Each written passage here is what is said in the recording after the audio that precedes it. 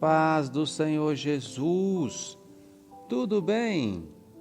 Estamos aqui para mais um momento de reflexão bíblica no livro de Levítico e hoje nós vamos meditar no capítulo 8.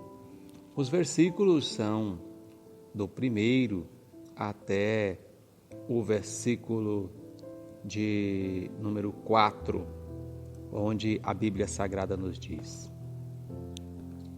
Falou mais o Senhor a Moisés, dizendo: Toma a Arão e a seus filhos com ele, e os vestidos, e o azeite da unção, como também o novilho da expiação do pecado, e os 2 carneiros, e o cesto dos pães asmos, e ajunta toda a congregação à porta da tenda da congregação. Glória ao nome do Senhor. Queridos, caminhamos para mais um capítulo do livro de Êxodo e agora nós vamos ver que tudo aquilo que foi preparado, tudo aquilo que foi disponibilizado pelo Senhor, agora começa o exercício das atividades no templo. E o que nos chama a atenção nesse capítulo 8 é que ele vai tratar da consagração de Arão e de seus filhos para exercerem o ofício dos quais o Senhor os separou para fazer.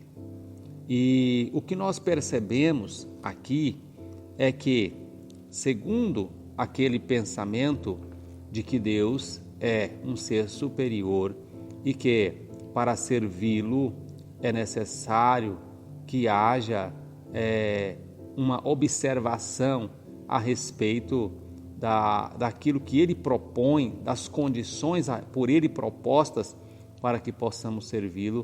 Isso também nós observaremos aqui, tanto na vida quanto no ambiente aonde os sacerdotes iriam servir ao Senhor. Vejamos que aqui o Senhor ordena a Moisés que tome a Arão e a seus filhos, e então ele vai tomar os vestidos, o azeite da unção, também o novilho da expiação do pecado e os 2 carneiros e o cesto de pães asmos, e também vai tomar toda a congregação. Vejamos que aqui o Senhor, quando vai consagrar estes obreiros para servirem na sua obra, o Senhor faz questão que Moisés chame a congregação e que isso seja feito diante da congregação. Para que finalidade? Para que a congregação saiba que, a partir daquele momento, estes obreiros foram separados pelo Senhor e designados com autoridade divina para fazer a sua obra, conforme o mandado de Deus. Glória ao nome do Senhor. E aí, nós temos para nossa reflexão alguns elementos que nos mostram a respeito, de como é o critério de Deus para a sua, para que as coisas lhe sejam úteis. Vejamos, aqui a Bíblia vai dizer que Deus, ele traz a Arão, vamos lendo aqui no versículo 6, por exemplo, olha: E Moisés fez chegar a Arão e a seus filhos e os lavou com água. Eu fico pensando, será que Arão e seus filhos foram para a igreja sem tomar banho?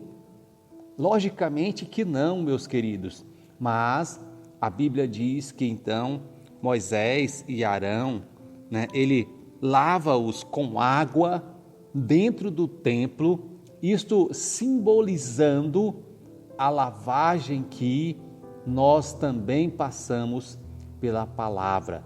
Lembra-se daquele evento que aconteceu com Pedro e Jesus, no momento em que Jesus fora lavar os pés aos discípulos.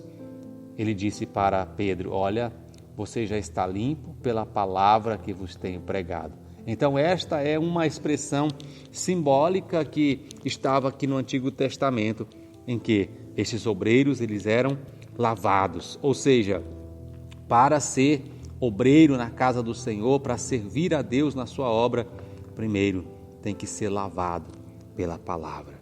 Então diz a Bíblia que Moisés lavou-os com água, e então Moisés vai vestir-lhes com os acessórios, né, que haviam sido criados para este fim. São eles aqui a vestidura, né, são eles a túnica, né, o cinto, são eles também o manto, são eles também o éfode, né, e ainda é o peitoril, ainda o urim e o tumim, que era um acessório, e também a mitra e a lâmina de ouro e a coroa, né, da santidade que estava sobre a cabeça aí do sacerdote. Então esses são elementos que faziam parte aí da vestimenta do sacerdote, que o iria diferenciar. Vejamos uma outra coisa que nos chama a atenção. A partir destas vestes, a gente sempre faz essa ligação com a nossa vida atual, porque nós precisamos fazer uma aplicação, né, a respeito da Bíblia Sagrada. E como a gente olha para o Antigo Testamento, e a própria Bíblia vai nos dizer lá em Hebreus que o Antigo Testamento é sombra, ou seja, é uma imagem distorcida, né? Uma imagem que representa algo mais real. Então nós podemos entender que tudo que está no Antigo Testamento é um símbolo para alguma coisa, né, no Novo Testamento, porque ele aponta para o Novo, aponta para Cristo. E aqui nós vemos esses elementos que era algo que distinguia, ou seja, qualquer pessoa que chegasse na igreja iria saber que aqueles homens eram diferentes, ou seja, possivelmente, ainda que chegasse na igreja, ali naquele ambiente, uma pessoa que não era judeu, que não conhecia o costume, ao olhar para as pessoas que estavam no culto e olhar para os sacerdotes e o sumo sacerdote, saberia que com certeza aqueles homens tinham um papel diferenciado naquela atividade de culto, porque eles tinham uma vestimenta separada. Isso também diz respeito aos obreiros da casa do Senhor. Os obreiros precisam ter uma vestimenta diferente, não só no sentido físico de roupas, mas também de comportamento diferente, para que isso seja um destaque na sua vida e também para aqueles que o observam. Pois bem, prosseguindo um pouquinho mais, nós vamos chegar aqui na parte que eu queria refletir com vocês. No versículo 10, a Bíblia vai dizer: então Moisés tomou o azeite da unção e ungiu o tabernáculo e tudo o que havia nele, e o santificou. Veja que para uma coisa ser útil ao Senhor, a primeira coisa que é necessário fazer é consagrá-lo a Deus. Mas quando se consagra uma coisa a Deus, esta coisa tem que de fato ser consagrada a Deus para o uso de Deus e não pode mais ser usado para coisas profanas. Ou seja, quando o tabernáculo e os seus utensílios foram ungidos para o Senhor, agora eles se tornaram tão santos que as pessoas comuns que frequentavam a igreja não podiam tocá-los, não podia manuseá-los, porque eram santificados, consagrados a Deus, ou seja, eram separados para o Senhor. Houve uma ocasião em que esses elementos foram parar nas mãos de pessoas que não eram consagradas para utilizá-los.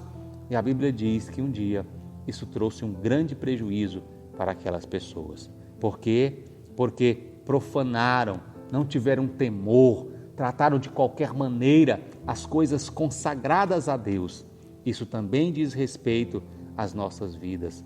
Quando nós somos consagrados ao Senhor, nós não podemos ficar nos envolvendo com coisas profanas, porque isso vai fazer com que desperte a ira de Deus, porque o que é consagrado para Deus não pode ser misturado com aquilo que é profano. Eu não estou falando de que uma pessoa que é consagrada a Deus não pode trabalhar porque vai estar em contato com pessoas ímpias. Não, não é isso. Eu estou dizendo que aquilo que é consagrado a Deus tem que ser separado exclusivamente para Deus. Não pode se misturar com coisas profanas, porque senão estaremos contaminando as coisas consagradas ao Senhor. Pena que o tempo já acabou.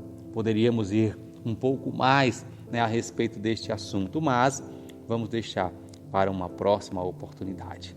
Deus abençoe a sua casa, Deus abençoe a sua vida e que a graça e a paz do Senhor esteja reinando no seu coração.